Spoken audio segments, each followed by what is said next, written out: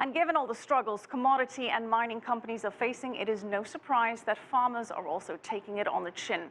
2016 is going to be a rough year, especially with their incomes falling to the lowest levels since 2002. As Roza Kazan reports, farmers are looking for ways to save.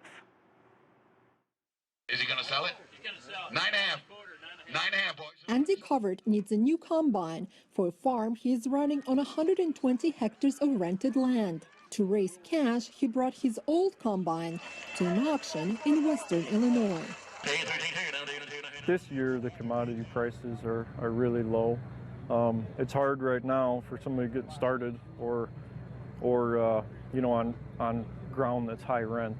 It's really hard to make any money. Like many farmers here, Covert is bracing himself for another tough year. The price of corn and beans, the top Midwest crops, are half what they used to be 3 years ago. And the U.S. Department of Agriculture expects farm income to fall for the third year in a row. They're really pushing the pencil tight right now. They have the margins are so thin. In fact, some places they'll go to the field knowing that they're probably going to lose $50 to $100 an acre. That's bad news for hundreds of rural banks that lend to farmers. A survey by the Federal Reserve Bank of Chicago shows loan repayment rates are at their lowest in 17 years. We're seeing a strain on repayment ability, and we've seen a strain on some of them for operating.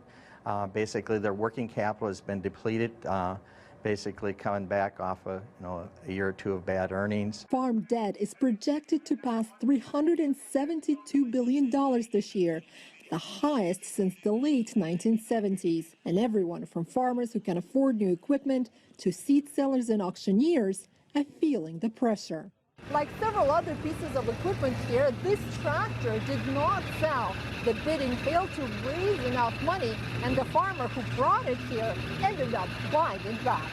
I guess I can take my number off too. Ron Band is taking this grain trailer that didn't sell back to his farm. He was able to lock in a higher price for his corn and even had some left over to feed his cows, but he too is worried. My fear is a year from now, when prices are at this level or maybe even a little lower, if we produce a large crop again, carryover is bigger, that's going to cause significantly more pain, and I don't know what will happen at that point.